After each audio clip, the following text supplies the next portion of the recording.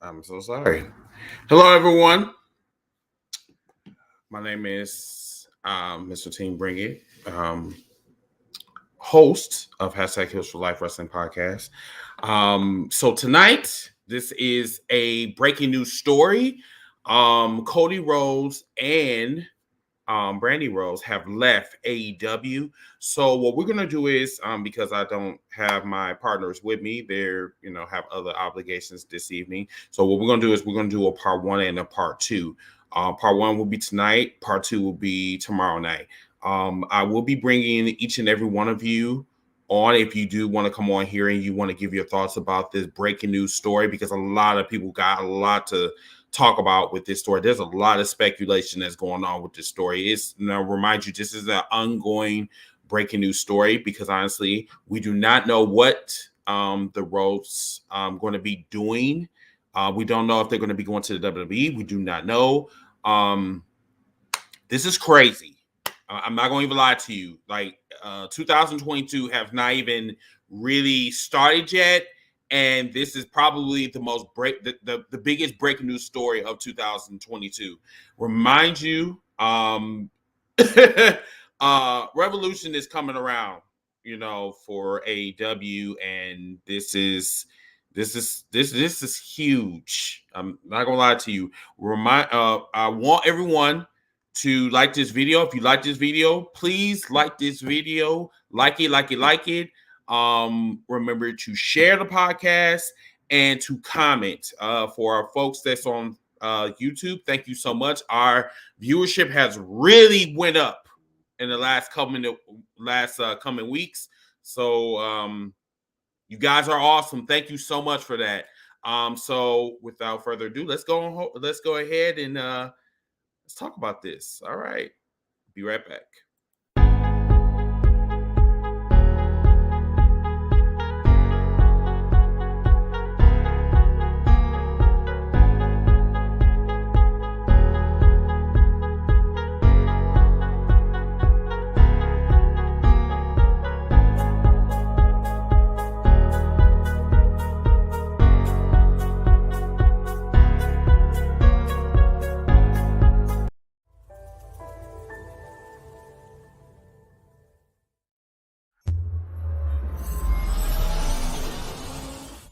Hold up, hashtag heels for life. Wanna welcome everybody, yeah, we gotta get it hype. Hey, every week talking wrestling, we get into it. Current events, even guests that we're interviewing. Hosted by Chris, Kid USA, and Nappy Boy. Shout out to Ziggy, put the smack down, you can't ignore. The best you gon' find anywhere online. Tell the competition they about to get clothesline.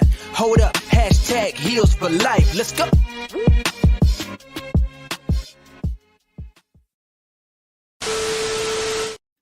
Humans. Welcome to Hashtag Heals for Life Wrestling Podcast special episode, breaking news episode. I'm your host, Mr. Team Bring It, and I am alone tonight, everyone. So, hold on. Let me go ahead and just do this real quick. Hold on. Let me do this because I feel lonely.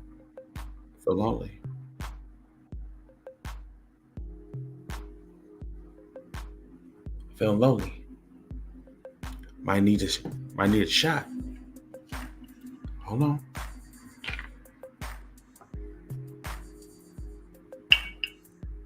Oh, wait. Inappropriate. Need a beer shot. It's been a long week for me.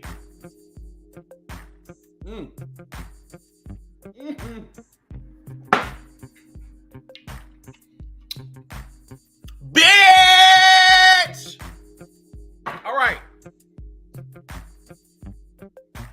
Fans, I do not know what to think about this, yo. Like, we got 25 people in here. Everybody want to talk, but I got to get my shit out here. I can't believe this shit, yo. I don't even know where to start.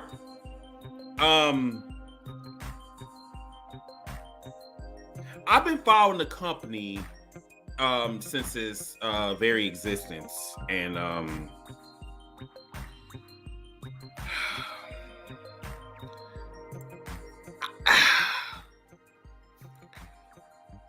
AEW have not been there that long. Okay, it's been there for about three years, something like that. And when I first went to its very first pay-per-view down in Vegas in 2019, and when I left, I said I'm invested in this company. This is a young, fresh company, and Cody Rhodes was one of the founding fathers of AEW. And I remember that speech that he said that this is a revolution. This is going to change the face of professional wrestling today. And I believed him. I did, because I felt that this is something that we needed. Not only the wrestling fans, but the wrestling community, period.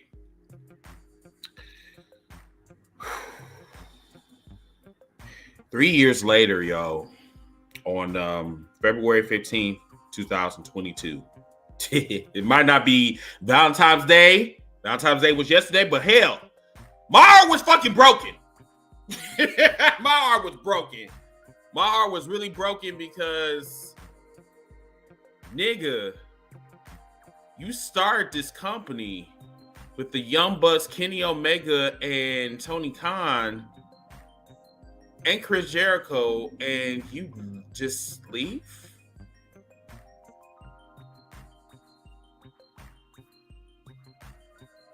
You just leave? And the report says that the reason why he left is because he wanted that big bag dollar. Now, I do not know what CM Punk is making. I don't know what Adam Cole is making. I don't know.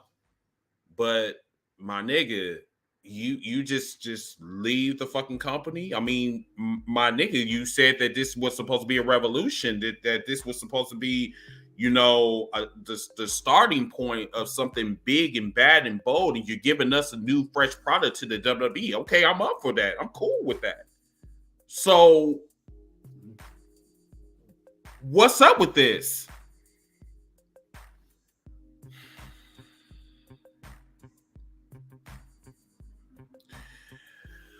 The fact is, y'all, is that a grown man, a grown woman can do whatever the fuck they want. I'm just going to let you know that a grown man and a grown woman can do whatever the fuck they want to do in this business.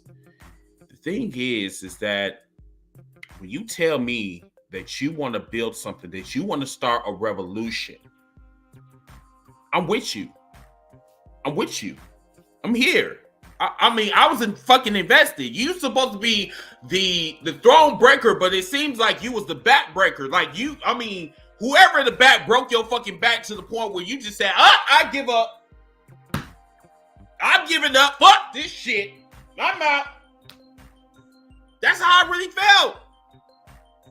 And everybody thought that this was a storyline that he was building on, because first we thought that he was going to go to the Royal Rumble.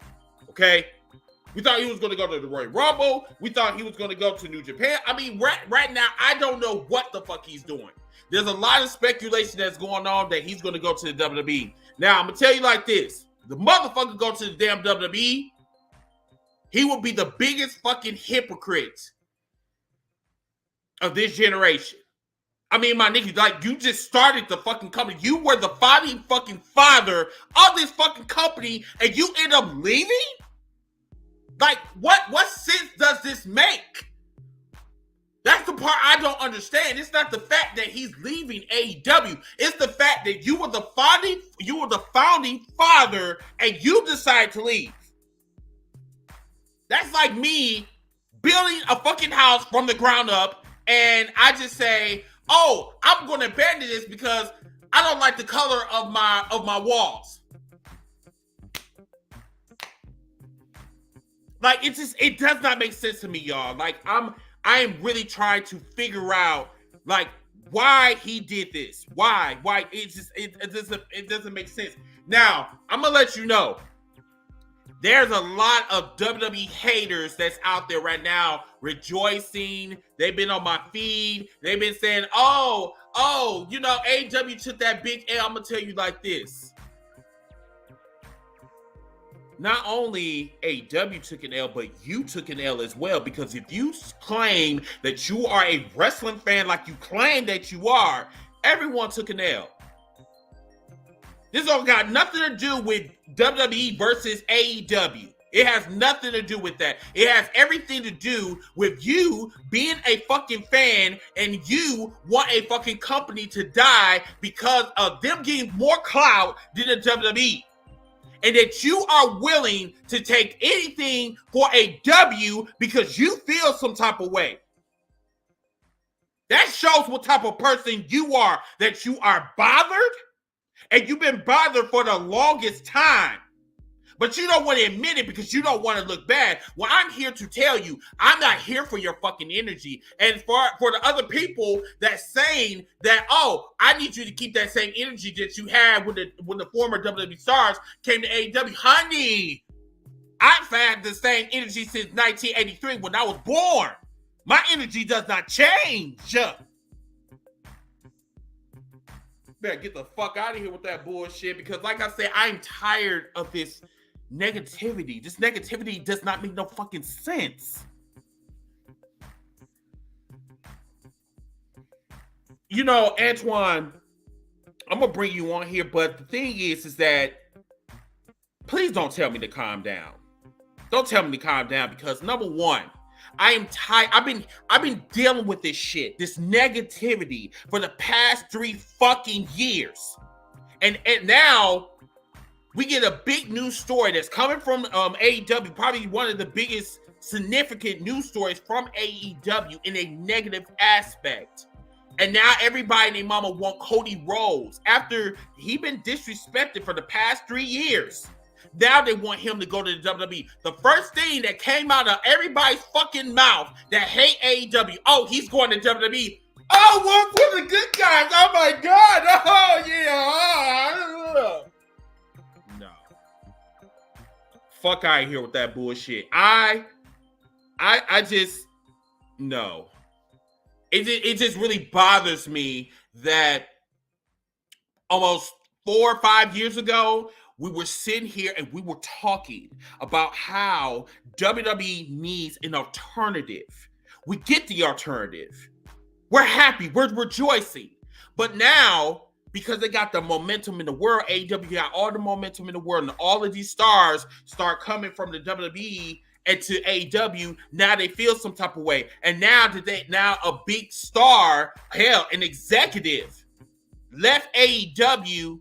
Now they're automatically speculating, they're going to go to the WWE. Why would he want to go to the same place that killed his career in the first place? Now I'm preaching to you now. Because this shit don't make no fucking sense. I don't know what the backstory is, but when we get the backstory, I am going to come on this podcast and I'm going to talk this with you. But right now, this is pure speculation. Pure speculation. I want people to know this shit because I am invested in this company. I love this company. This company has made me become a wrestling fan like I was back in the day.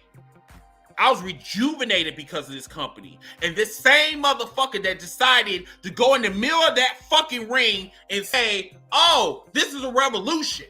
Are you here with me? I was here. I was invested. What about you? Why did you leave? I don't know. But I'm not gonna lie to you. This story right now is hot. It's hot in the motherfucker, just like this fucking podcast. It's hot. Now I'm done talking. Now I think I lost about 10 pounds. I ain't gonna even lie to you. I think I lost like 10 pounds.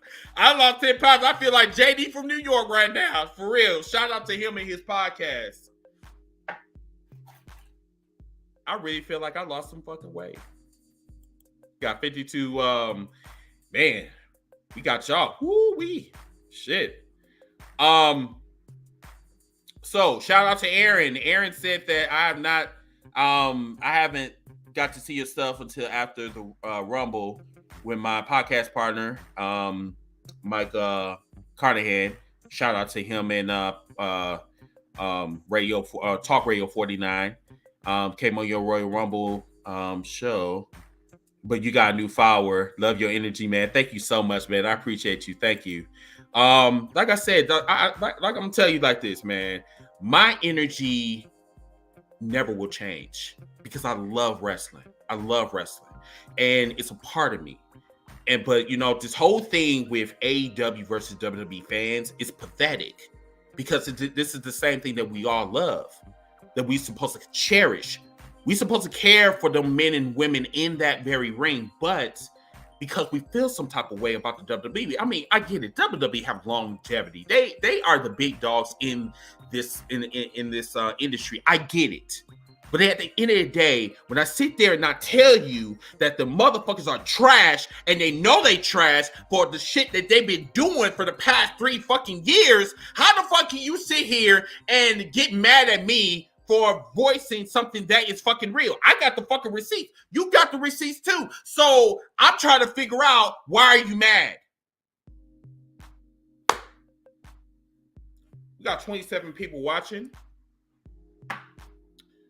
I'm gonna bring some of y'all on here so we can talk. But before I bring the viewers on here, I'm gonna kind of go through the comments right now. We got about 60 comments, something like that.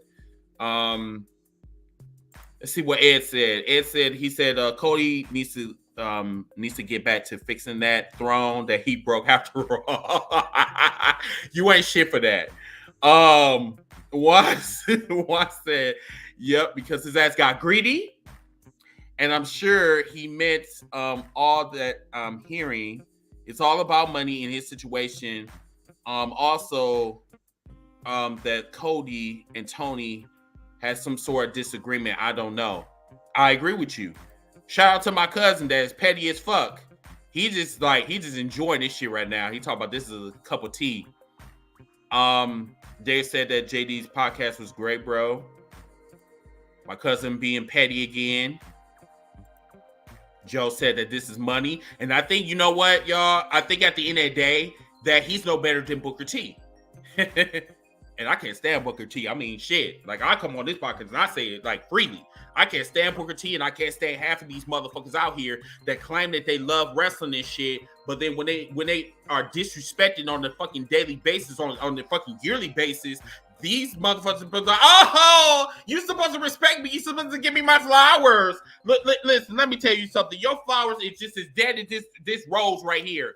The petals are coming off, okay? They're coming off. Shit. Oh my God, I put this on my damn keyboard. What the fuck? But you get what I'm talking about. I don't know about you, but the wrestling world took a fucking L. I don't give a fuck. If you are a WWE fan, if you are an AEW fan, everybody fucking took an L. You're supposed to love wrestling regardless of the fucking company. I hate the WWE. I still will watch it. I'm one of the people that will tell you. Yeah, I will watch it because I'm a wrestling fan. It's news. Yes, I will watch it. But I will not sit here and sugarcoat the fucking truth because you feel some type of way of what I'm saying about what you like. People criticize AEW and I'll be sitting up there like, oh, okay. What's next?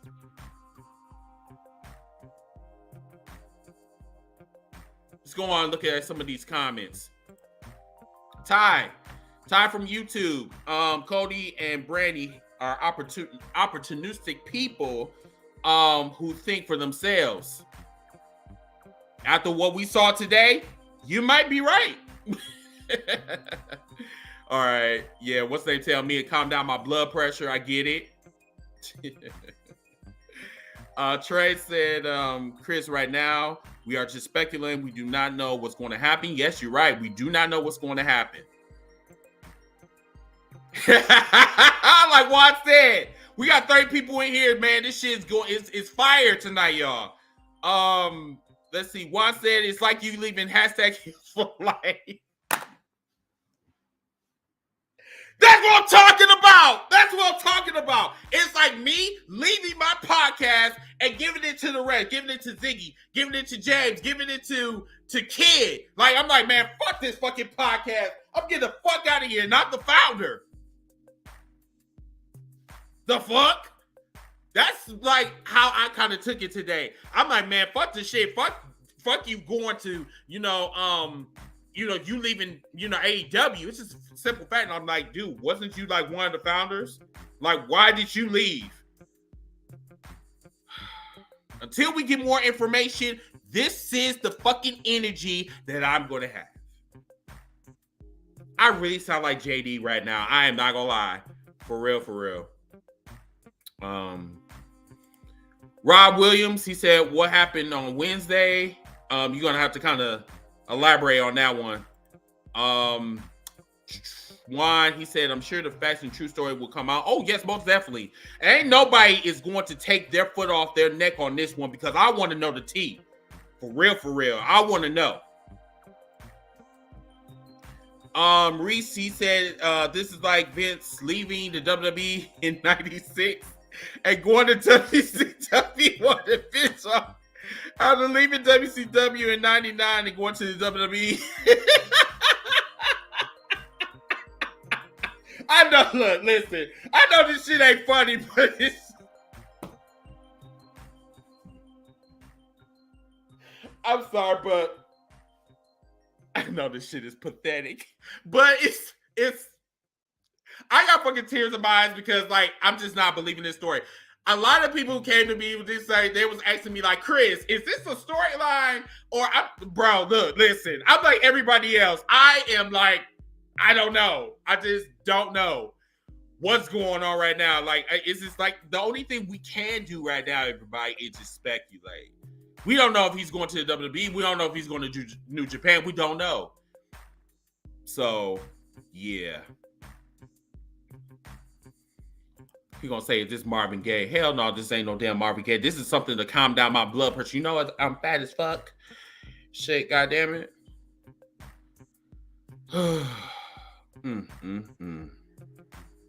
I just can't believe this, man. I can't believe this. So what we're going to do is we're going to bring some of you guys on here.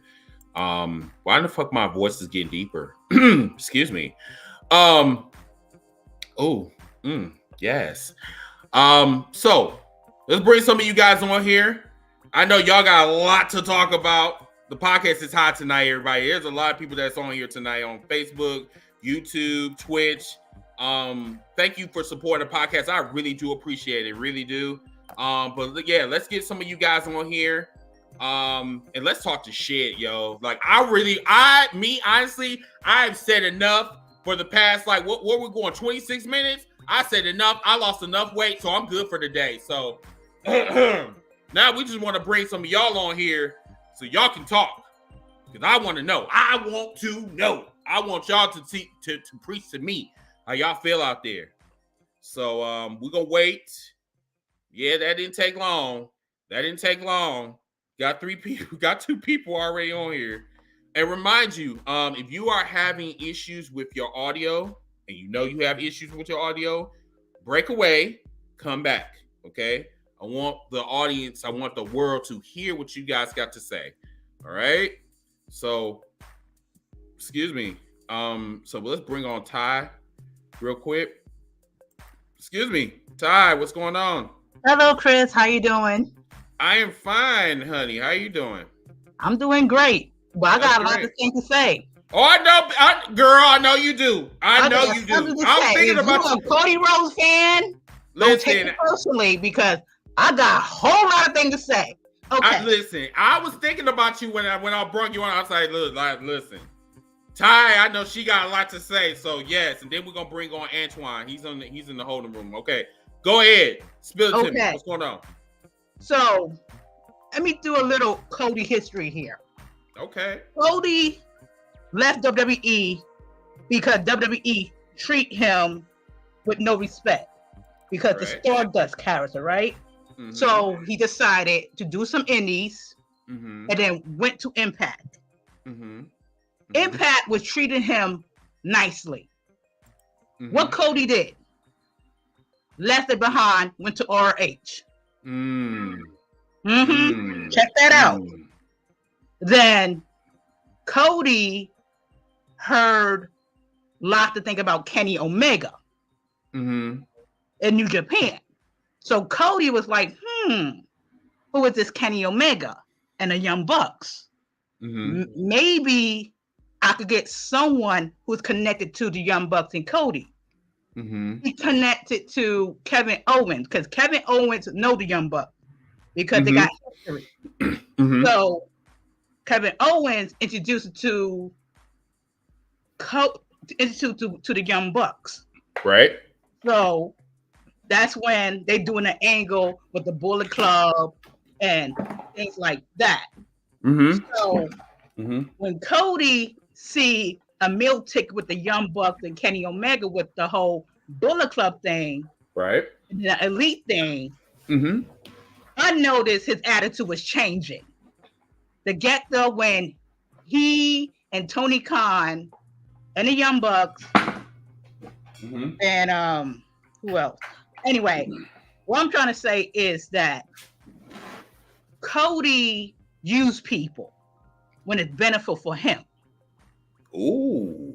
That's what it is. That's what I'm trying to say here. Okay. Even when they start their business with Tony Khan, I knew something was off with him. Like his ego start changing. He's like blocking people from entering to AEW. There was rumors about Brandi bullying. What's that girl name with the smiley face T-shirt? Holly Ray. So I heard about that story. So it's like my suspicion is that those two, Brandi and Cody, think that they are the kings and queens of wrestling. And not only that, they want to be like the major power stars in wrestling, so they could make it to Hollywood. So basically, they just want to be another Triple H and Stephanie McMahon. Basically, that's correct. What you're saying. Okay. Yes. Okay. But however, I feel like if this was a work, he could be a biggest heel in wrestling. But if it's real, I'm not surprised that you know what, Ty, to be really honest with you, I'm really rolling with you on this one. Like it's so much speculation with this.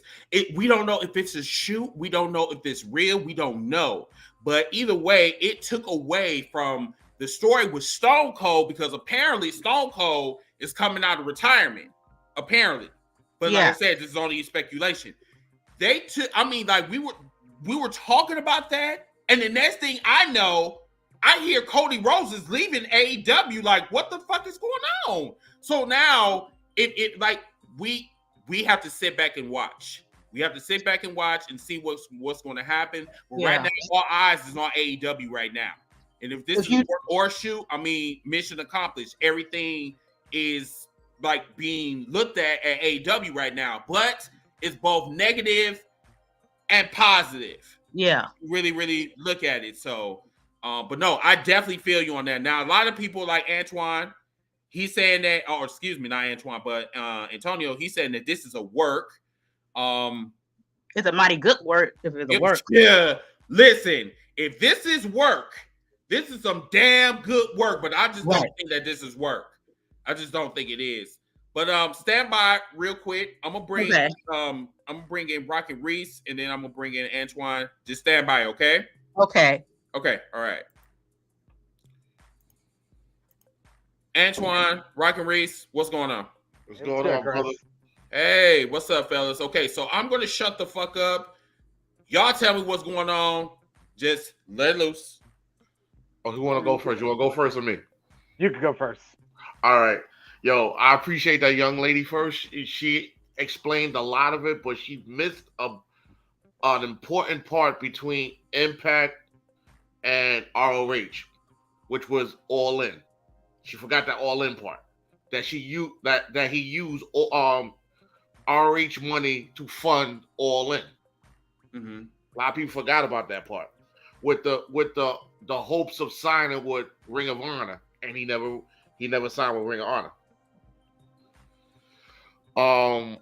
I think this is a shoot because it's not even for money reasons. I think it's a shoot due to the fact that they took away the executive vice president part out of his situation. Yeah, that's part. What I think. I think when they did that, I think it went downhill afterwards because I think they was promised him the Young Bucks. Was it Kenny Omega, Brandi? They was promised roles in the company, and all of a sudden Tony Khan at the last second, after months of building AEW, he takes it away from them.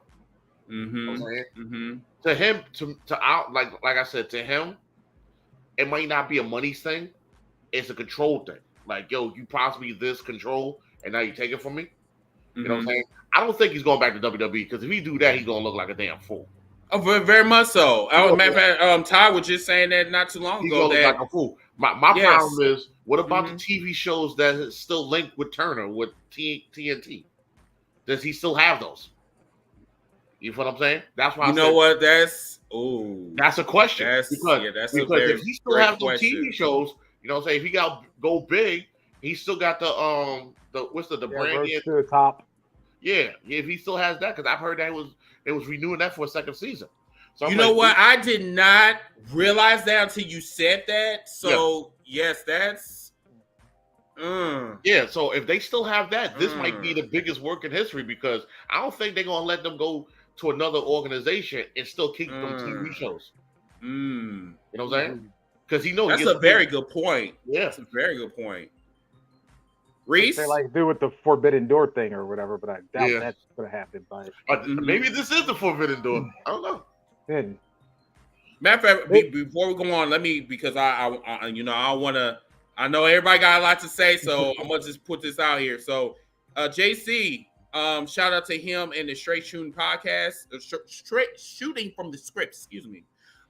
He said, "Am I the only one that think AEW is purely a I told you so move from the jump? I don't think so, bro. Like that. That's no." Mike from from Radio 49. He said that the money mark changed the game, and that's what made this happen. He said that also this is a long time coming. Chase said that this might be a work. Jaquez said that people who think that this is a work still think that Tupac is alive. Wow. I mean, he's not too far a base with that. Hold on. Let me tell you why I think is also why I think is a work. You got to think about it. What's happening Saturday? Elimination Chamber. Elimination Chamber. Nobody's talking about that. WrestleMania is around the corner. Nobody's talking about that.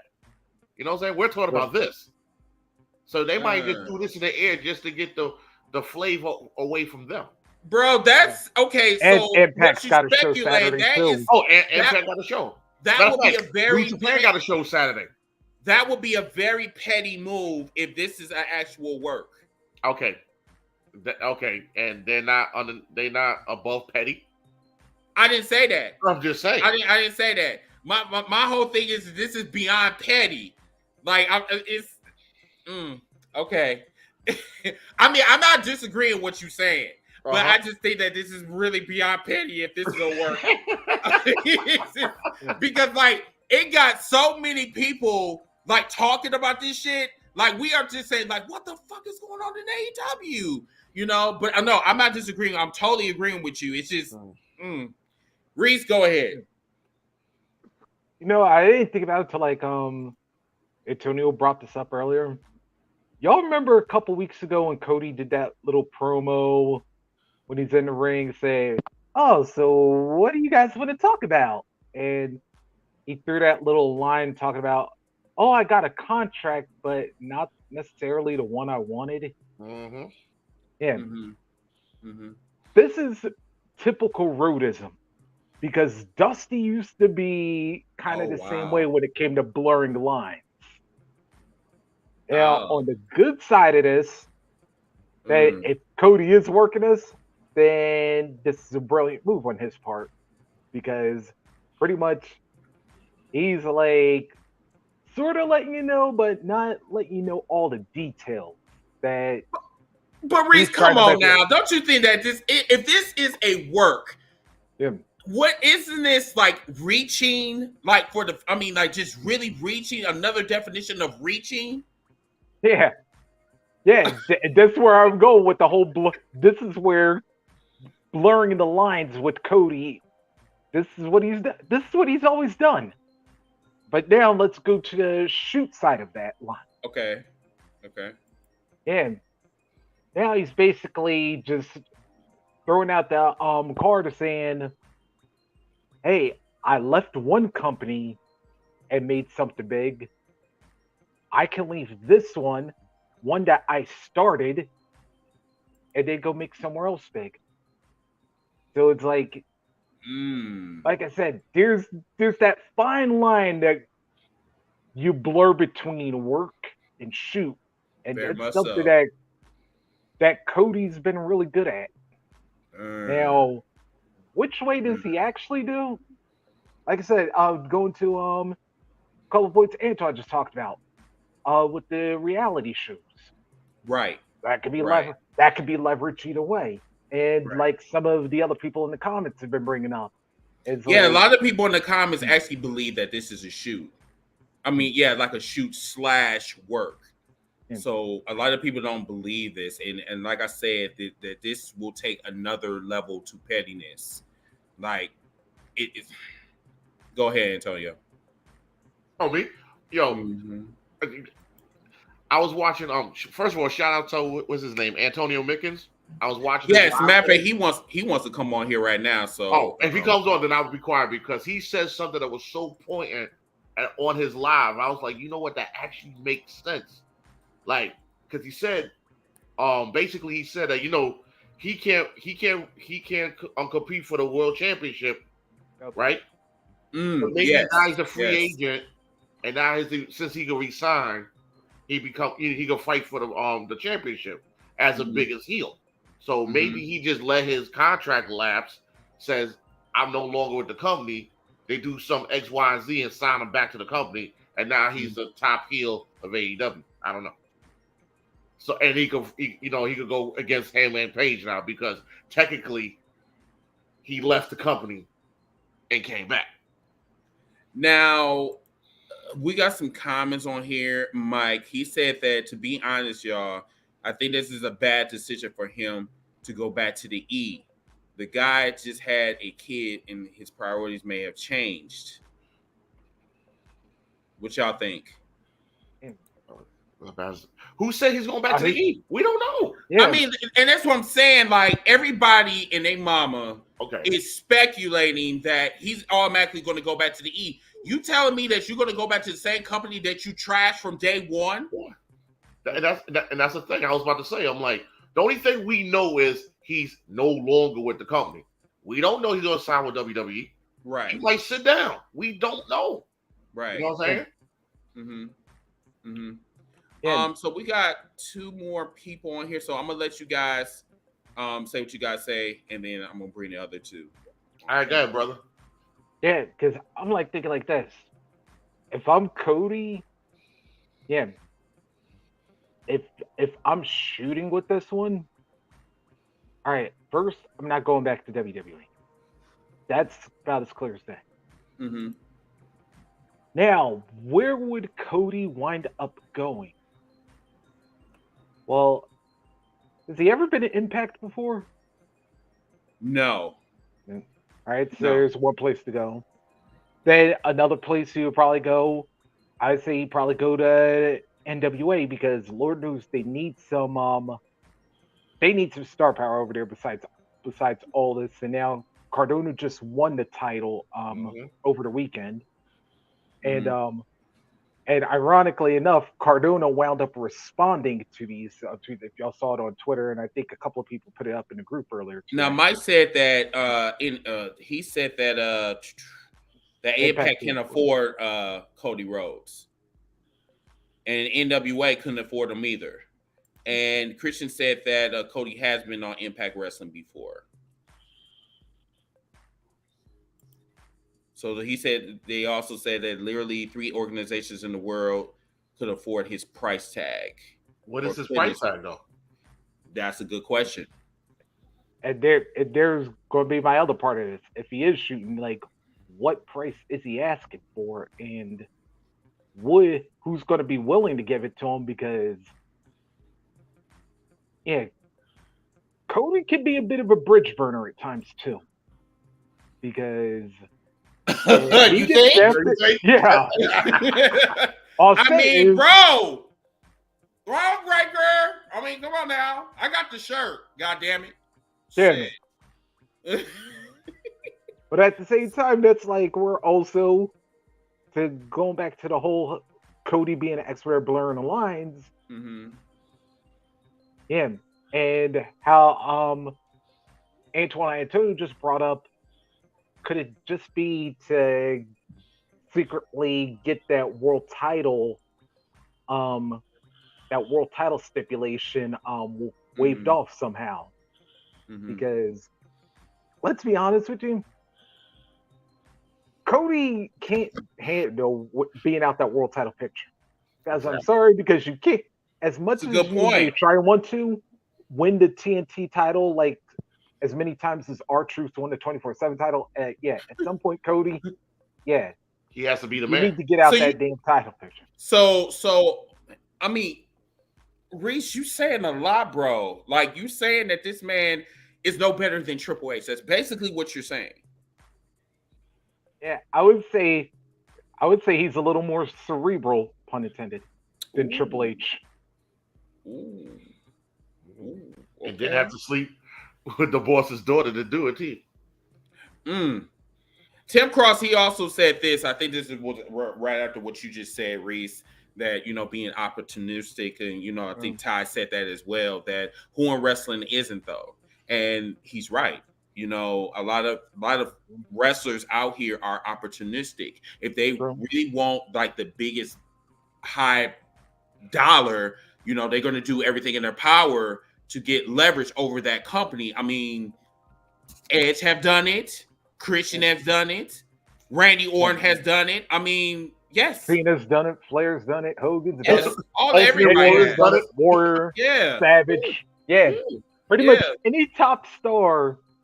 Like, any guy that's ever been in the tops has been like the top star or in the main event picture, they've done it.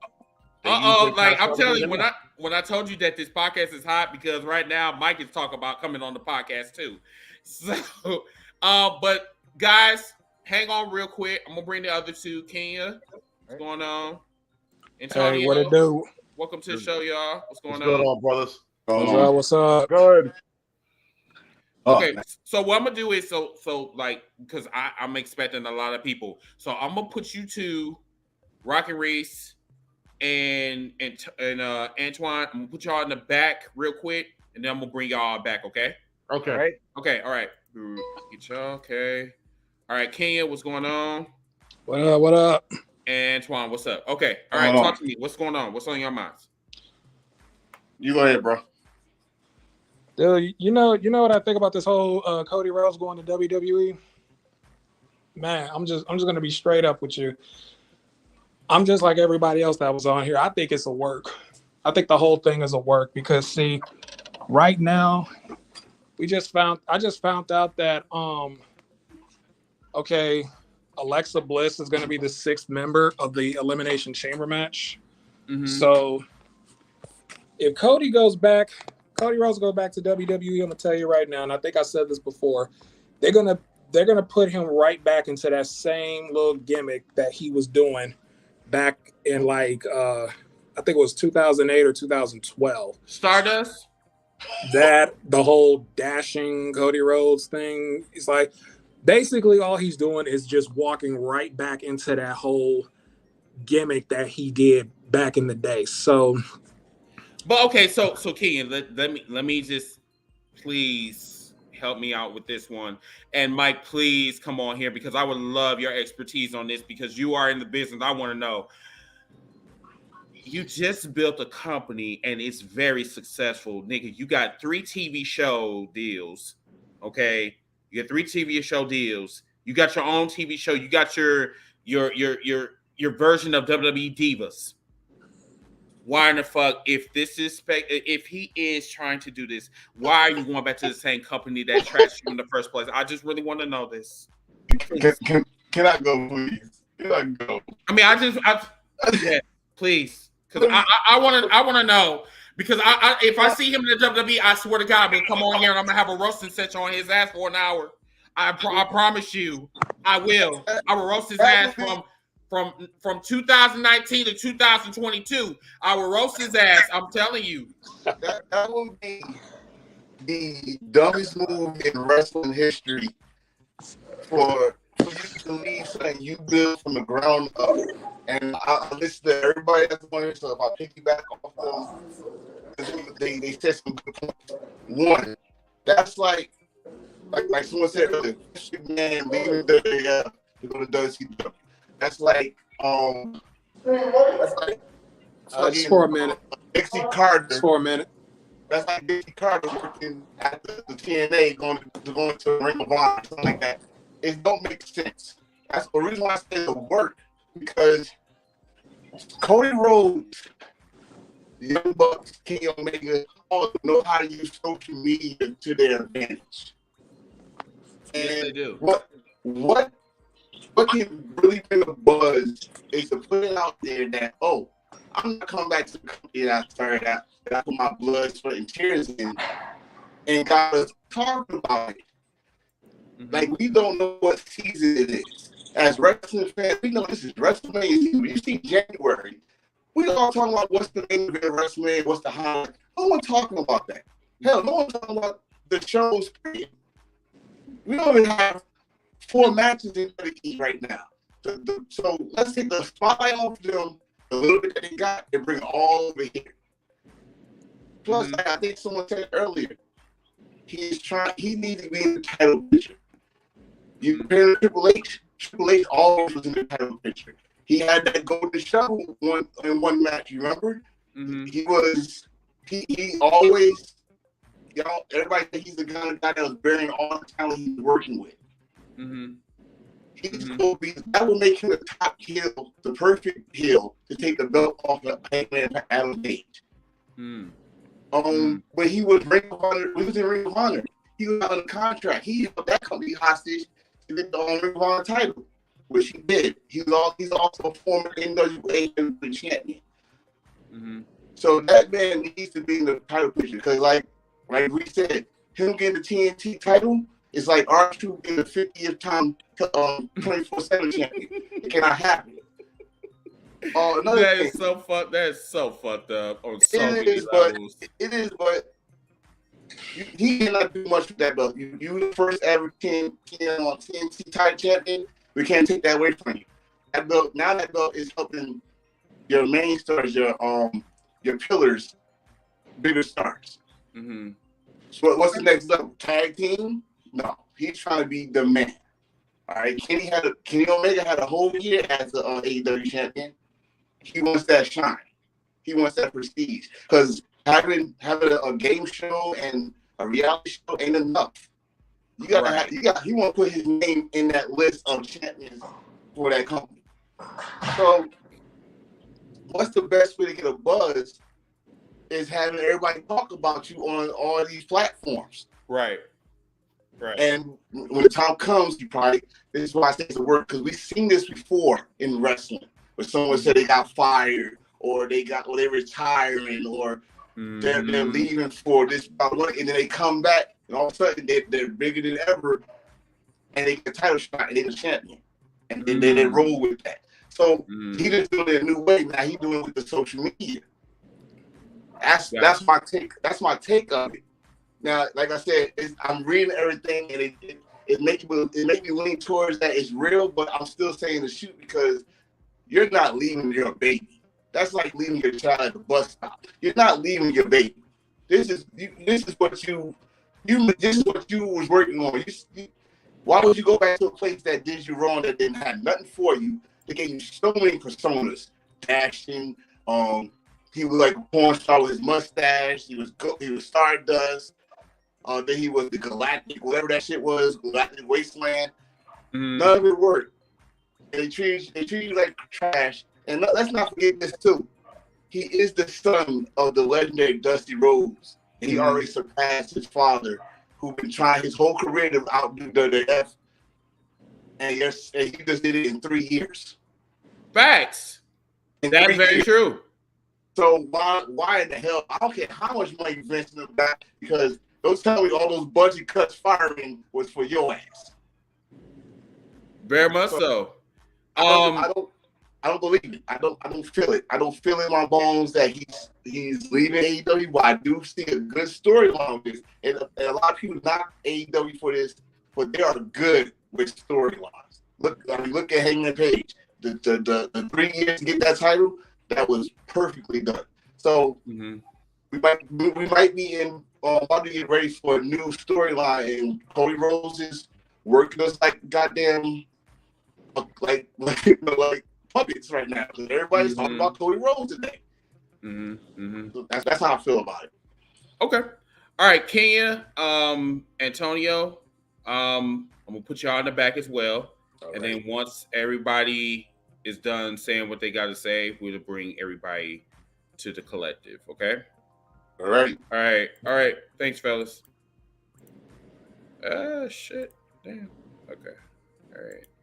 All right. So we got Money Mike. What's up, y'all? Matthew. What's going on? Hey, guys. What's going on, fellas? All right. So, Mr. Money Mike, on my left, you had a lot to say in the comments. So I want to know what's on your mind over there. So there's a couple things that make me say that, number one, I'm willing to put that if this is a work, I'll believe the Montreal screw job was a work. There's a couple reasons why I say that. Okay. And you guys are talking about long-term storytelling, Cody, with that title shot. I'm going to give you a little bit more long-term storytelling.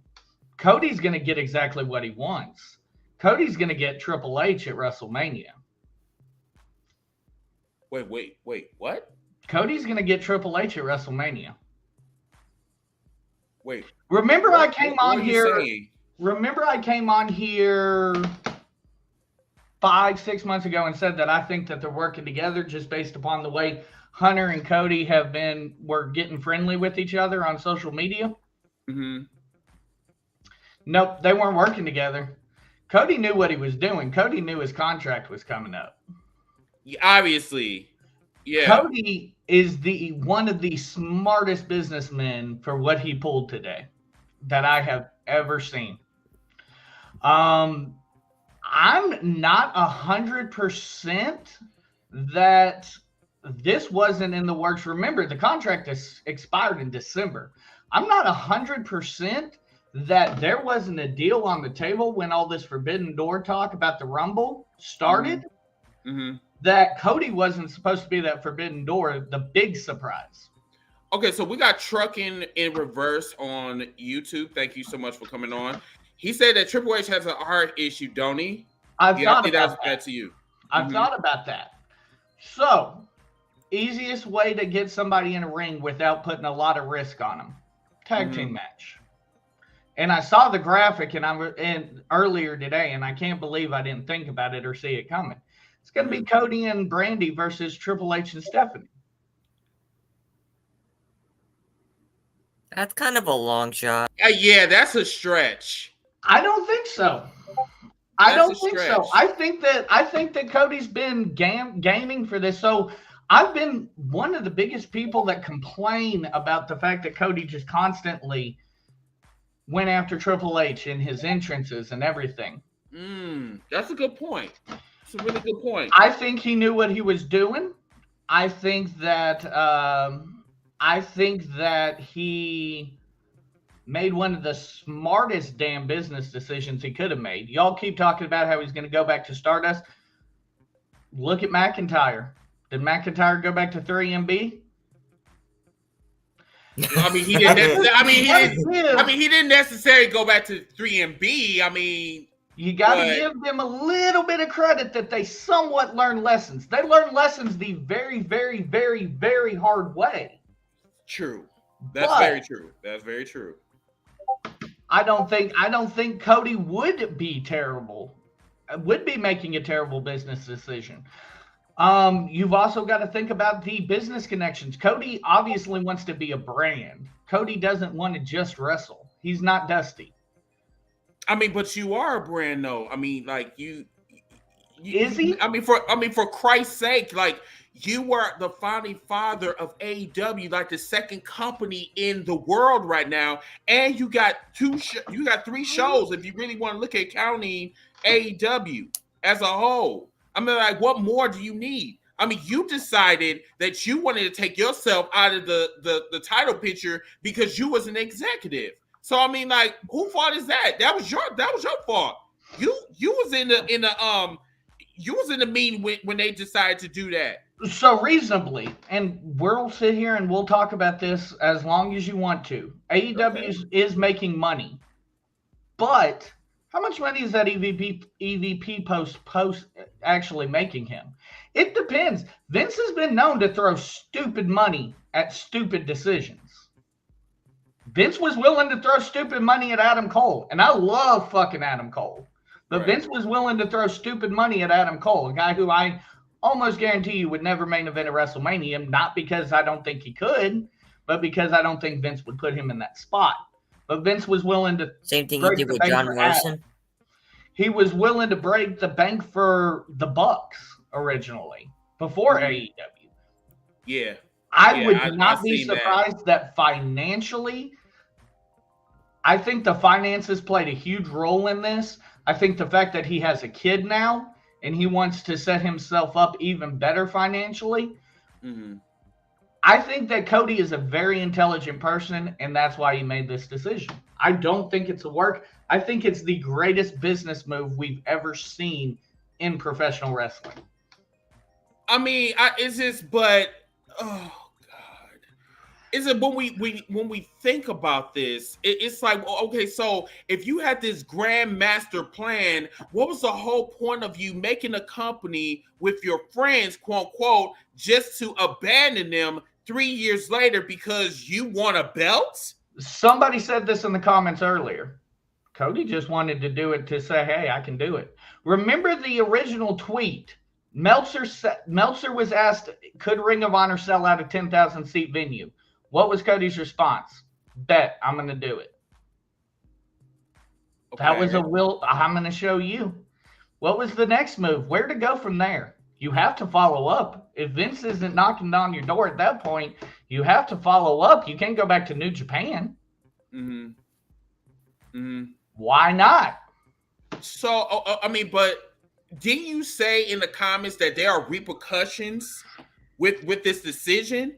I mean, this might be the greatest work in history, but then at the end of the day, like, it really all depends on, like, what is the end game with this? Because if the end game is the WWE, that will make him look very stupid on his part. Will it? If he goes through there and gets a McIntyre push, will it? I mean, but yet... I mean, the gentleman before me said that he's already done more than Dusty. It depends on what you look at. Dusty ran 3 successful companies in the 80s. Very successful. One could argue more successful than AEW. So I guess the question is, who legacy is he trying to go after? Is he trying to go after his father's legacy, or is he trying to recreate his? I think it's a little bit of both. I don't think he as much wants to eclipse his father's legacy. I think it's more he wants to establish his own. And when people, because there's still people that look at Cody and see nothing but Dusty. There's still people that look at Cody and see nothing but Dustin. Legitimately, a lot of people see Cody and think Triple H. We saw this earlier. I mean, what? Exactly. Exactly. He's done nothing to help those comparisons, but the guy is very intelligent. He knows what he's doing. He wouldn't have been able to, put AEW where it was. I think that it comes down to the money mark decided, hey, you guys are playing with my money. I want a little bit more power. And I think the final straw for Cody was when they did rip that EVP from him. So, I mean, because Mike, we have talked about this on this podcast numerous of times. Matter of fact, I brought this up later on, earlier today.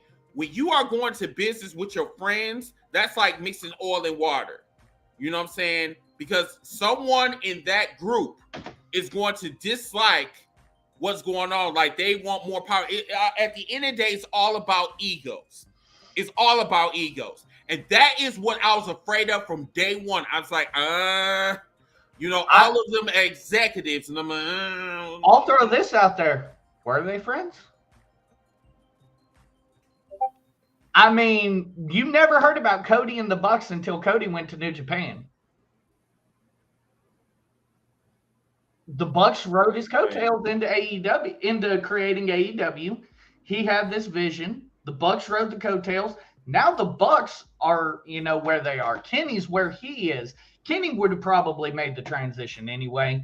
I don't think the Bucks were outside of AEW going to have much of a shot to make a transition back into mainstream professional wrestling short of this. Mm-hmm. The only person in there that really had that chance short of Kenny Omega, the only person short of that would have been Cody Rhodes. Cody would have eventually made his way back to the WWE. It would have happened. Vince would have brought him back. It always and you still stand on what you're saying that he's going to go back to the WWE. Oh yeah, like 100%. And remember, we were talking earlier. Where else does he go? That's the question. Show me who has enough money to fund a Cody Rhodes contract. Besides 3 organizations, I don't think he cares about going to Japan. No, he's not coming back to AEW. The fact that lawyers were involved this morning makes me know he's not going back to AEW. Ever? So that's left. No, I'm not going to say ever. Hell, Bret Hart came back to the WWE. Come on. After 15 years. Yeah, and I'm not going to say that AEW is going to go out of business in the next 15 years. Again, they're going to creep along as whether anybody in here wants to admit it or not. On a work rate, they're the number 1 company in the world. But on an actual perspective, somebody on the outside looking in, they're number 2. They're gonna make their mark. They're gonna be WCW. And I've been heaping praise on Cody for his business acumen. Mm-hmm. Tony is honestly smart. Tony hasn't gone after the E except for NXT. Tony knows what he's gonna do. NXT, you know what? But NXT did that shit to themselves. They could have stayed in there. They could have stayed in their fucking lane. They should have stayed on the WWE network. But they thought that hey, our name is WWE. We got the longevity. We got the star power. And all of their stars went to the competition. One, real quick, I'm not saying it's a work. I'm saying that he can be protected. It's the same way Jerry gets in the ring every week in Memphis still. Jerry Lawler still, I don't know if you guys know this, but Jerry still gets in the fucking ring every weekend in Memphis. Wait, the one that had 2 heart attacks to go? He still wrestling? Exactly. Still gets in the ring every week in Memphis. You can be protected. It's a work, y'all. There's ways you can be protected. A tag team match would be the perfect way to protect Hunter in that instance. Plus, let's be honest, I don't think Hunter wants to step away anyway on any note other than his own. So I wouldn't be surprised for Hunter to want this just as much as Cody. Okay, I'm gonna bring back Antoine and Reese. So Antoine, you had a couple questions for Mike. Yeah. What's up? What's up with this Triple H stuff? You know he's happy to be alive. The dude almost died. I agree. Why is he wrestling? He's not wrestling in WrestleMania. Shawn broke his back. Yeah, it took him 8 years to get back? You know what I'm saying? Triple H just happened to Triple H. Jerry had a heart attack and 6 months later was working every weekend in Memphis. Okay. I mean, there are ways that you can be protected. That's what everybody's forgetting on this. I completely agree. If there wasn't a way that I knew he could be protected, and trust me, Vince is not going to take a risk of somebody dying in his ring. Again. The only way this... Oh, you ain't right. Damn. The only way this Chris is right. if it is safely. If, you know, and I may be off on this, I think that's what makes the most sense for Cody's first feud would be Hunter.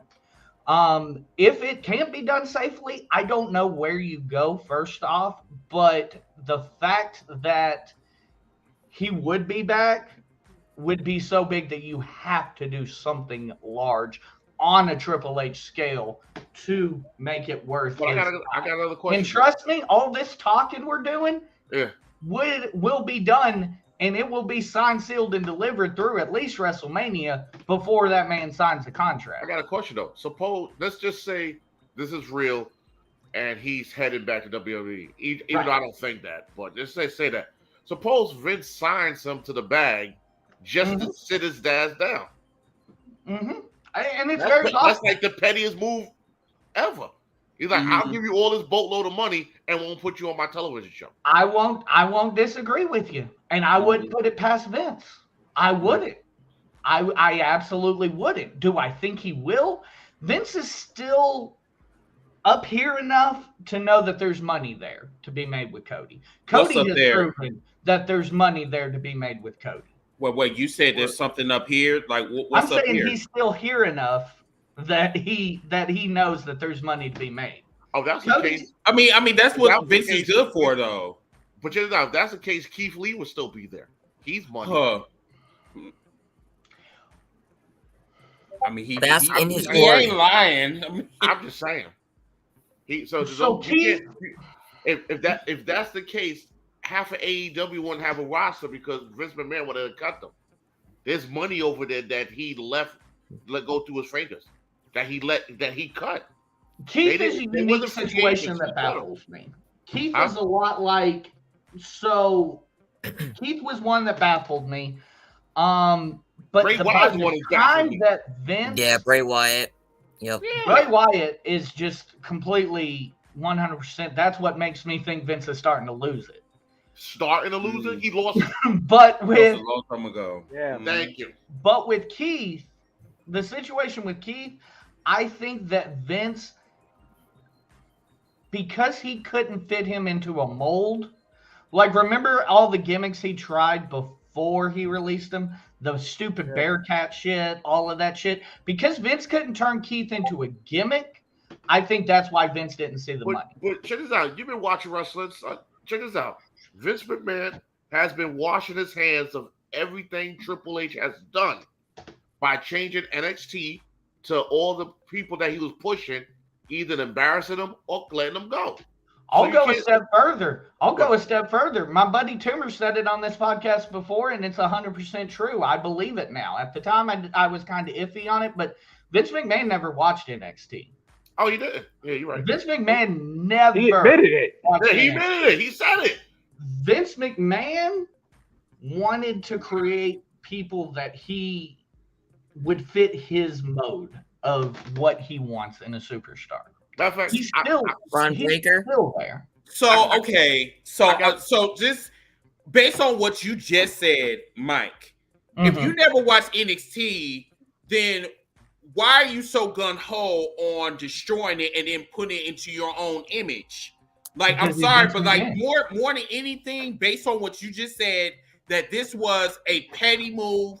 This was more so out of disrespect more than anything. Because that shit that they got right now, talk about the up and up or whatever, how? I mean, all you have is like nothing but strippers and like black people on Black History Month or whatever, because you want to put some spaz or some spice into your product or whatever. And then once we leave Black History Month, they're going to go back to the same bullshit that they were doing before. They're going back to catering. Yeah, I mean, I tell you, you ask why? Because he's Vince fucking McMahon. I don't think I need to explain to you his ego. Yeah. Vince McMahon doesn't have to explain a damn thing to any of us. Vince admits he has his ego. And But here's the problem with this: with Vince not watching NXT. Was it the whole purpose of NXT was to prepare people so that you didn't have to fit them into a mold? They were already being fit into that mold for you. Was that Hunter's vision or was that Vince's vision? I mean, I could have. And I'm glad you said that. Oh, that part. Okay. See that part. That part. You hit the hammer on the nail. Yeah. What the problem was, Vince wanted them to mold up so they could be good for him. When Triple H took over NXT, he was like, I can make this a whole different brand, which he did. And that was the problem. Now, Hunter made NXT a different Hunter brand. Got to NXT and he made it what the NWA was in the 80s. He made it more wrestling based. Did Hunter really get anybody ready for the main roster? No, because he didn't plan to. He didn't do strong character development. What are we seeing now in NXT 2.0? Character. It's more about the character, the look. Braun Breaker wouldn't be anywhere near an NXT championship yet if it was still NXT 1.0 or whatever. So this is all about basically image. Exactly. NXT 2.0 instead Exactly. of the wrestling. Exactly. It's completely changing. Again, Vince has set out the cat call again that he only wants to hire models. I want to bring up a point about Cody Rhodes that a lot of people forgot. Do you remember what happened last week or 2 weeks ago? With after Royal Rumble, and there was speculations that Shane McMahon was let go. Oh yeah. And people forgot about that. And now they're talking about, well, he really wasn't let go and stuff like that. Maybe it's the same thing with Cody. We don't know. Maybe. I think if you look at the actual release for Shane, he was released as an in-ring competitor, or as a talent, not so much from his. So when I first read it, I had to go back and reread it. Everything that I've seen, it looks like Shane was released from his talent situation, his talent obligations, not necessarily his office obligations. Now, again, this wouldn't be unprecedented for Shane to just be like, I'm going to Panda Energy or whatever the hell he wants to do. But Shane hasn't worked behind the scenes in years. So when he was coming back, he was only coming back as a talent. Maybe that was Vince's way of smoothing over having to release him. I'll keep you in the back. The situation, though, that I'm actually wondering now, this has all made me wonder if Shane was just a consolation prize. Because Cody's contract expired in December. And Shane kind of felt like a little bit of a let's suck the air out of the room type of deal. Like, really? Is that your surprise? Who's to say that the surprise wasn't Cody till Cody showed back up on AEW TV and reopened those negotiations? I wouldn't be surprised if that's what's going on. I feel like the only way Cody would probably come back to AEW, he would, for one, be a heel, and two, he'd probably pull like what Chris Jericho did with the Inner Circle, make a faction. That's the only other way I can see Cody going back. But that's all AEW is a bunch of factions. That's basically what it is. It's just like it's just a faction farm. That's it. Yeah, mostly for although there are some base ones too. But, and you know what I'm saying? Something else just hit me too now. Because I was thinking of something just now. Out of the EVPs, ain't Kenny a TNT title away from being a Triple Crown winner? Yeah. And let's see. Yeah, you think Cody's ego is going to be able to handle he won't be the first one? Yeah. Well, Cody has he been tag team champion? No, right? Nope. No. There you go. He's been a multi-time TNT champion. Yeah. One thing I will explain to you very simply: titles don't mean as much as what you think they do in professional wrestling. They mean more money, but to the actual wrestlers, that's about it. They don't give a shit. So the Triple Crown thing, I don't think That's what Cody thinks about the Triple Crown. So okay, so Mike, I just got a question, and then like I said, we're gonna wrap up in then like probably in the next 2 minutes or so. We will have a part 2 tomorrow night. The fellas there come back on and they'll give their sides, and then we'll bring some more people that give them more time to talk. I just want to know this. Now, I'm a podcaster, been doing this for a very long time, but I need to know the other side to wrestling. But my question to you is, where do you is this like, where's AEW going?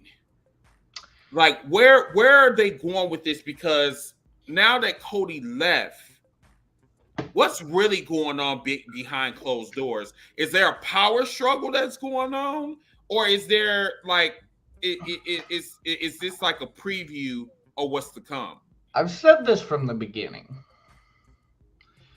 Tony Khan was nothing originally, and AEW, all Cody at least looked at Tony as was a money mark. What a money mark is somebody that can fund what you want them to do. You persuade them to fund your professional wrestling organization in this case. Tony was never looked at anything as other than a money mark. When Tony started getting his hands a little too much for Cody's taste involved in creative, that's when we started seeing the problems. The Bucks, knowing that they probably didn't have a shot of being the over-the-top guys that they have in any other organization in the world, they fell in line. Kenny, I'm not 100% sure that Kenny has a desire to go anywhere else, honestly. If AEW folded tomorrow, I don't think Kenny gives a shit. Kenny might go back to Japan, but I don't go back to Japan. So in this situation, Kenny is the wild card. I would say yes, because I'm not 100% sure that Kenny's as on board as what we thought. Before today, I would have said he's 100% secure. Mm-hmm. Today makes me question that a little bit, but I'm, again, not by any means saying Kenny's going anywhere. I'm not ready to say that. What I will say is I think that Tony has known about this for a very long time, before December. I think what we saw was exactly what the dirt sheets wrote back in September. You had the EVPs, and Tony got everybody else on in his end. And then you had Cody, who was like, yo, what the fuck are you doing? You're a mark, bro. Like, what are you doing? You don't know anything about the wrestling business. Why are you trying to run creative? Everybody else backed up Tony. Because that's where the bag is at. Exactly. That's where the bag is at. The problem was, the problem is with all wrestling companies, they're afraid of wrestlers running the company. Because what they have, look at WCW. WCW did it, and it went ape shit. You know what I'm saying? Now, what the problem, what they need is to have a balance of corporate and wrestling together, so it can run a smooth company. Because don't get it twisted. If Tony Khan is in full control, and like I said, I support AEW just like I support WWE. But if Tony Khan is in full control, AEW is not going to last long, because he's basically a $1 billion fan like me. I don't know how to run a company. I love wrestling. I don't know how to run a company. Wrestlers know how to run a company, but they don't have the money to do it. And the crazy thing is, Antoine, I'm getting those visions just after what happened today. Yeah, this is not a good look for AEW. I'm not going to even lie to you. And then based on the structure, because you nailed it right on the head. There got to be a corporate structure somewhere on in the back, and they do not have that. Yeah, you know what I'm saying. The one thing you can say about Vince McMahon, I'm talking about Vince McMahon in his heyday. I'm not talking about Vince McMahon now. One thing about Vince McMahon in his heyday, he was a multi-millionaire, but he knew wrestling. He knew wrestling. That's why it worked. You know what I'm saying? He might be getting senile or whatever, but he knew wrestling. Tony Khan is a fan. He loves wrestling. He don't know wrestling. Oh, I'll Agreed. take that one step further, there, Twan. I'll take you one step further. Vince also knew promotion.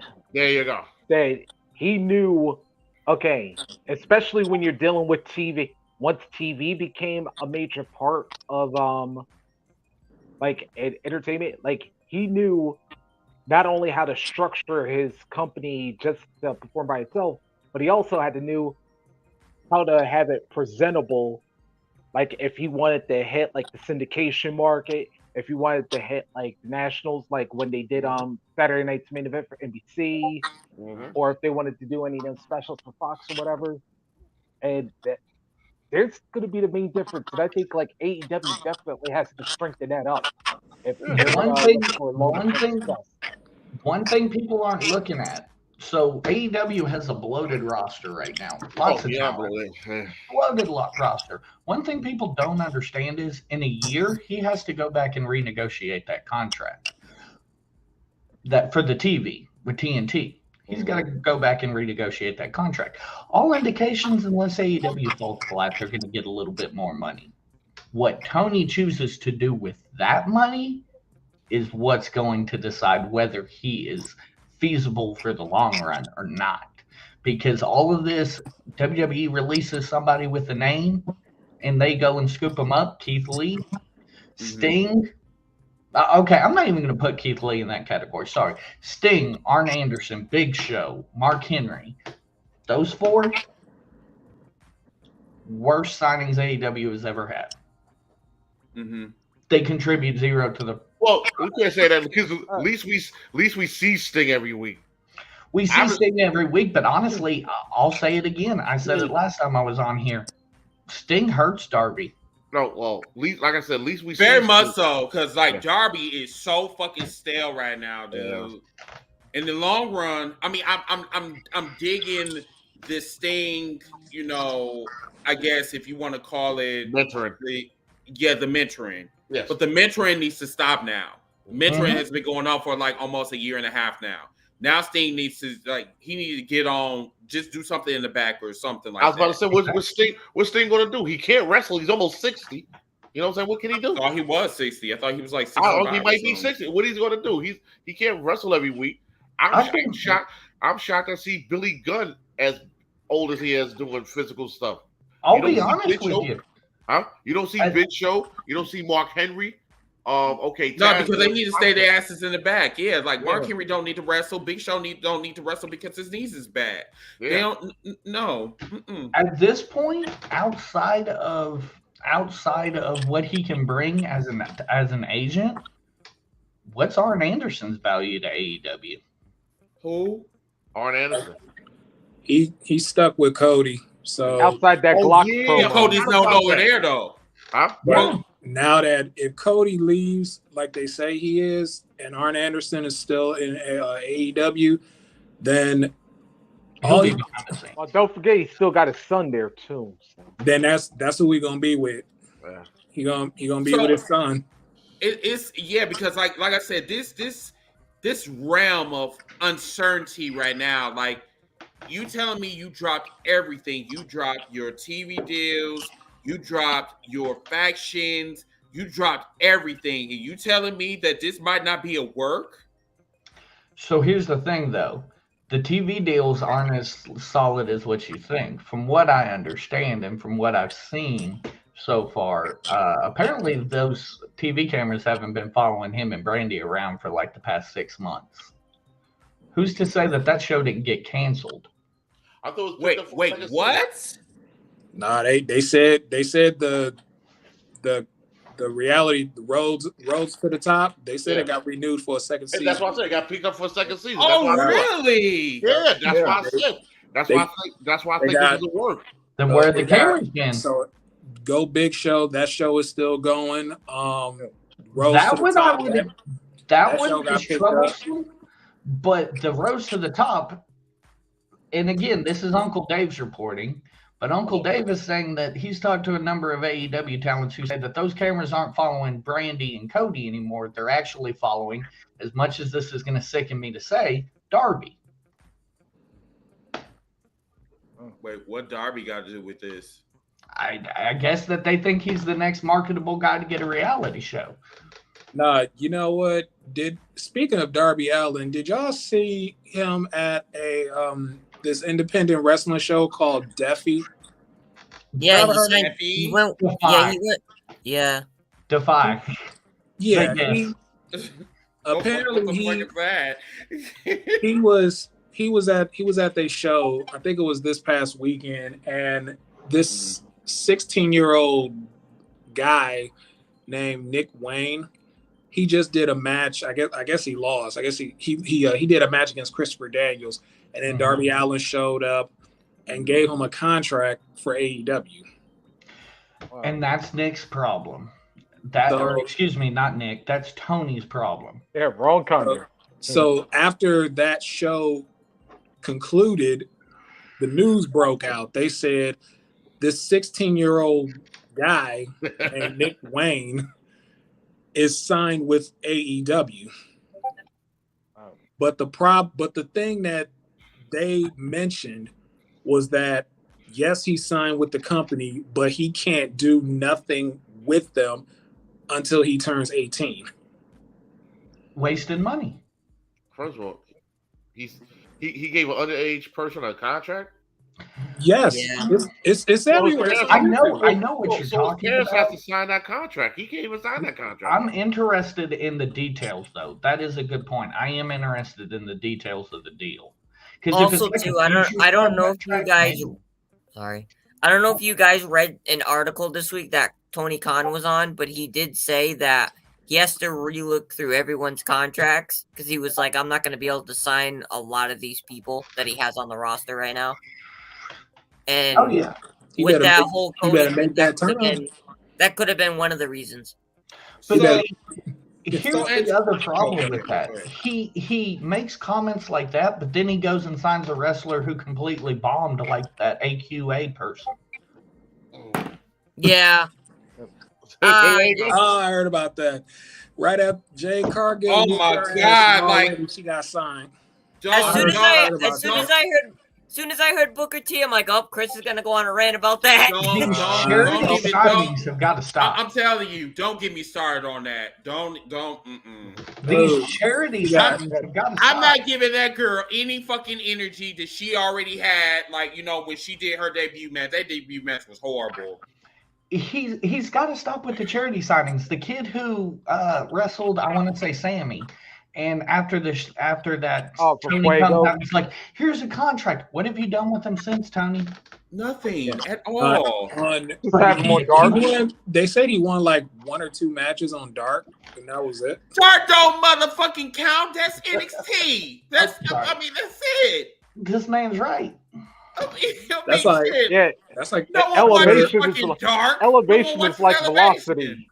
Right after they gave Fuego del Sol a contract, and the dude lost. He been losing matches left and right, and you still gave him a contract. And I'm gonna tell you right now, this AQA girl that they just signed to AEW is trash. They finna do the same to her. Only time you're gonna see her win a match is on Dark. She's not gonna win on Dynamite. She's not gonna win on Rampage. She's not, even if they put her in a pay-per-view, which I doubt they do. She's not gonna get no kind of what they call it.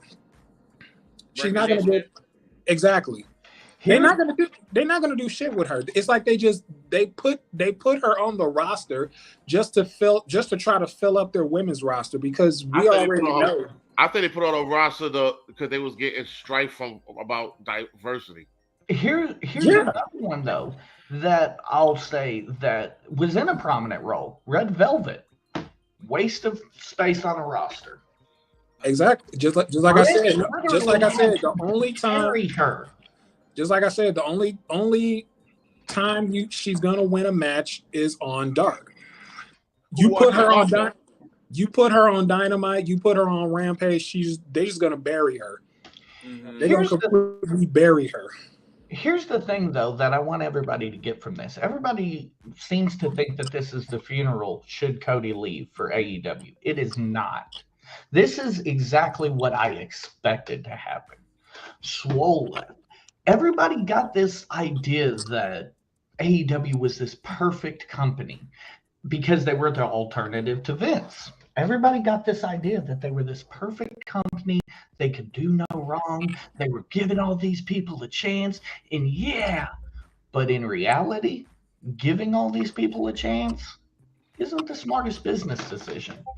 Sometimes the shitty shit that Vince does That's for a reason. is a great business decision. And that's why Vince has been around as long as he has.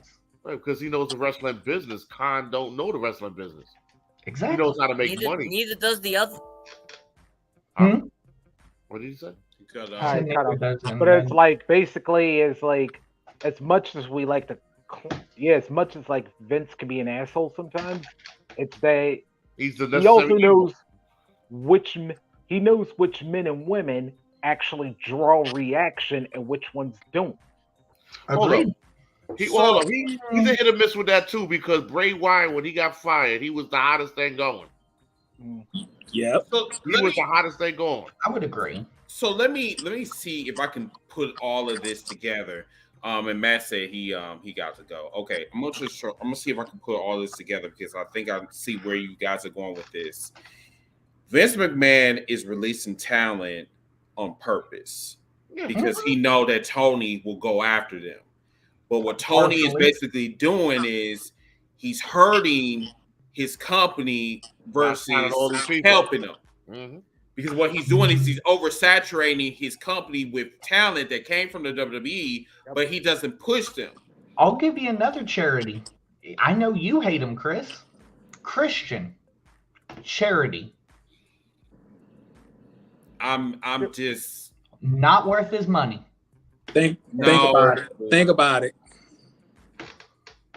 Ever since they brought in Christian Cage, what has he really done besides hang around Jungle Boy and Luchasaurus? He beat Kenny Omega. Jungle Boy's jock. I mean, but when you really look at it, Christian is not working at all. He's lazy on duty. He's LOD, lazy on fucking duty. He beat Kenny Omega. He's more so being elite more than anything. But Kenny carried him to that great match. Kenny carried his old ass. He beat Kenny Omega because Kenny Omega didn't want to work Impact anymore. That's why he beat him. They needed somebody to work the Impact. He had the Impact Championship, and he wasn't gonna lose it to somebody Impact. I mean, let's be honest. As much as we want to give Vince shit for fumbling Big E's title reign, what the fuck is AEW doing with Hangman's title reign? We'll talk about that. Yeah, we'll talk about that on the next show because I'm not going to even lie. Hangman Page is a bland champion that's not Hangman Page is a phenomenal talent. The way they are booking Hangman Page, because they have the Adam Cole coming in, they have the CM Punks coming in, they have everybody else out that they're forcing to outshine him, and he is not being put. He is CM Punk in CM Punk's first World Heavyweight title reign. He's got the belt. That don't mean shit. Facts. Let's be honest. At this point, what does the AEW title mean? AEW title. The AEW. This is just from my point of view. The AEW title is probably the most prestige championship belt in wrestling right now. From my understanding. That's how, people might disagree, but it's the most prestige because that belt is not the hot potato like the TNT Championship, like the 24/7 Championship, like the WWE Championship. Once the AEW Championship is on that person, it's not going away for a while. But see, here's the problem. That championship belt is going to mean something when MJF has it. Agreed. Until then, probably yeah. Yes. Until then, the next person that needs that championship is MJF. No, he don't. No, see, that's the problem. He don't need it. He's hot right now. He's hot right now. Right. You know what I'm saying? That championship needs MJF. Because when MJF was feuding with CM Punk, it's like the AEW title was like a second thought. It was a second thought because everybody was more looking at MJF versus CM Punk because they wanted to see that match so bad. That's called good booking. Yeah. I'm going to go a step further and get all of y'all pissed at me. CM Punk, not worth what he's got right now. Well, I mean, before I get Outside pierced, of the like return, how much is he getting paid right now? oh, I guarantee you he's not making Millions. some change. Probably I millions. guarantee you he's probably the highest paid athlete in AEW right now. He's one of the highest paid. He's one of them. Because Can Tony actually really afford him though? Like long term. I don't think he can afford him long term.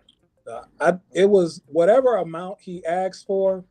He got was probably the same amount he asked Vince McMahon for, and Vince couldn't give it to him. So then Tony, how much though? How much? Because could Vince right not give it to him? Because Or right did Vince not want to give it to before him? he was going back to WWE, because at one point that's what everybody kept wanting him to do. They say, go back to WWE, go back to WWE. He said, if they pay me this much, then I'll go back. But how much was he asking though? If I know any better, it's millions. He wanted millions. He wanted Rock money. I know that for sure. So, He wanted Rock and Brock. The same amount of money that they giving Brock Lesnar, that's how much he wanted. Brock Lesnar's like what 2 million? 25 million. Excuse me? Yes. Oh Brock no, Lesnar, trust me. they get that's how much. Trust me, look it up.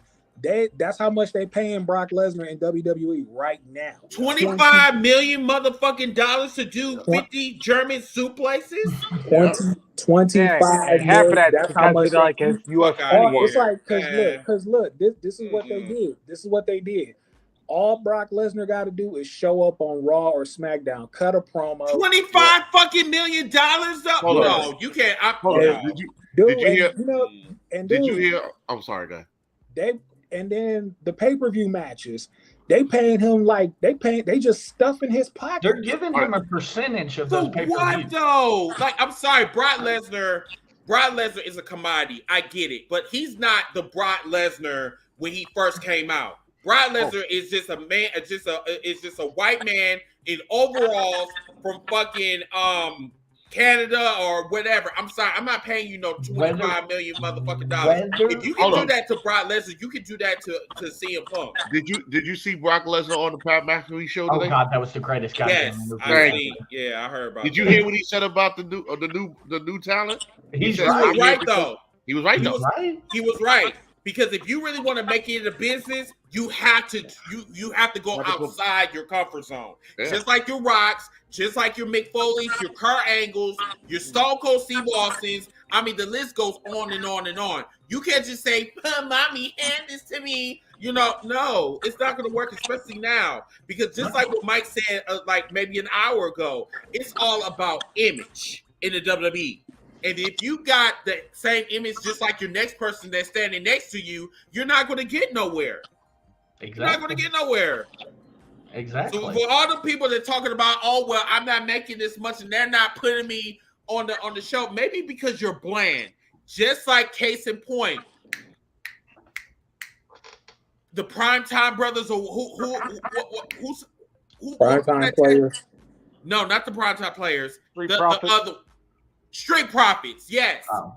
Why the fuck we're talking about? We're talking about Dawson being the Marty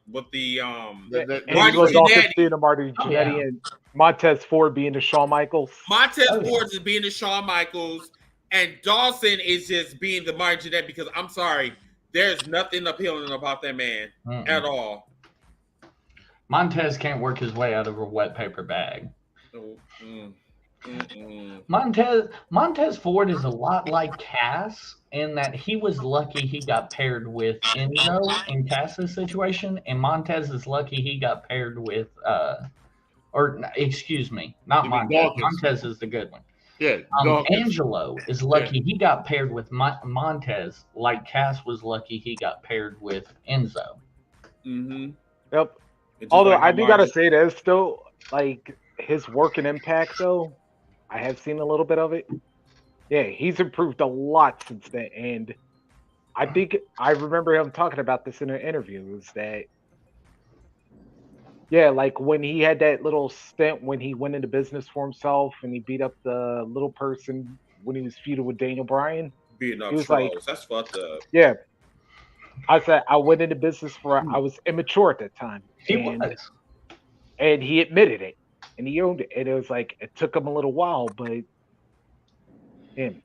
He stuff in doesn't Impact, understand how still blessed good. he was to be in that position with Daniel Bryan, number one.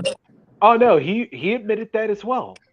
That he just said he was immature and he didn't understand what was being done at that time. But another name, going back to the AEW talk and how it may not, but we're starting to finally learn that it may not be what we thought it was. Look at Brian Cage. Brian Cage should have literally gotten the fuck over with his talent, with his ability in the ring. Brian Cage should still be there, almost on top. I'd say he should be top mid-card level. The thing with Brian Cage right now, because they've been saying this since late last year, that WWE wants him. Oh, I wouldn't doubt it. He's Vince's prototype. Like, apparently WWE wants Brian Cage. Brian Cage versus Bobby Lashley, Vince creams on himself. Yeah, he creams on himself. Right. That man has wet dreams about a matchup like that. Of course, he loves muscles. I mean, look at his physique. Look at his physique. I mean, when Brian Cage first went to AEW and he got a title match against Jon Moxley, who was the champ at the time. Mm-hmm. At some point, I thought right there, I said, okay, they might give the title to Brian Cage, but like Chris said, whoever gets the AEW championship, they're not losing it for a while. Mm-hmm. Derek makes a point that I want to bring up in the comment section here. Put it up. Y'all, Jericho's trolling like a motherfucker. I'm not going to say he's never going back, but Jericho's trolling at this point. He knows what he's doing. No. First of all, if Jericho's going back to WWE, he's not wrestling. No, he's not. No. He admitted it. How long Jericho's been wrestling? Like 20-some odd years? Yeah. 25 years. 25 years. He said the biggest bag he ever got strictly wrestling is from AEW. Really? Yes, he said that. And he said the biggest bag I've ever got strictly wrestling is from AEW. And he's been wrestling 25 years. You think he's going back to WWE? You bugging. No, wow. And he might be. I did not know that. Yes. I thought his biggest money was actually from WWE. Nah, he said it. He said it in his podcast. He said his podcast, Talk is Jericho. That doesn't surprise me, because as great as what Jericho was, did Vince ever really hand Jericho the baton? No. Just like, same thing could be said about Triple H. Did he really hand him the baton? Even marrying the boss's daughter, did he, no. Triple H definitely got the baton. Triple H was the guy. But Jericho was never the guy. No, Jericho got over because the fans made him go over. Yeah. Agreed. You know what I'm saying? Triple H was being molded to become over, and then the the thing in Madison Square Garden happened, and the curtain call happened, and he had to fall back for a year. But Jericho, that was strictly fandom. You know what I'm saying? If it was up to Vince McMahon, Jericho would still be a mid-carder to this day. Agreed. We made him world champion. The fans technically, even when he was the world champion, Jericho was still technically being treated like a mid-carder. We could do a whole thing talking about the lead up into that WrestleMania 18 match with Hunter and how Jericho was really just there, and it was really Stephanie and Hunter.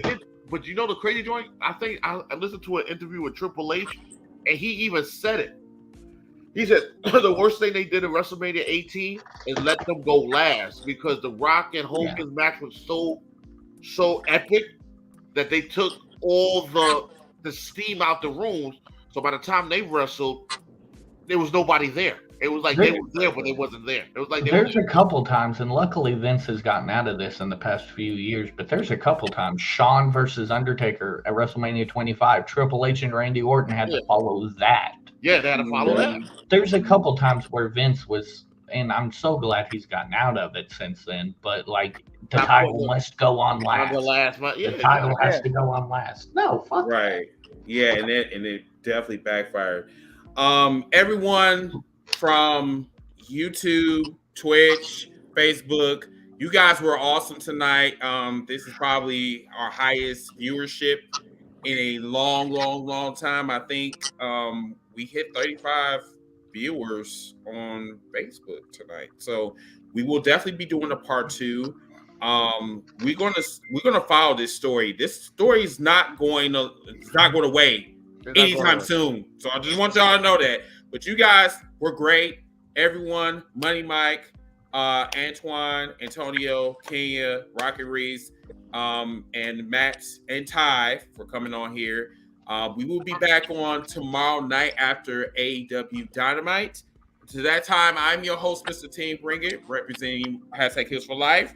We'll see you guys tomorrow night. Night, everybody. Good night, everybody. Later.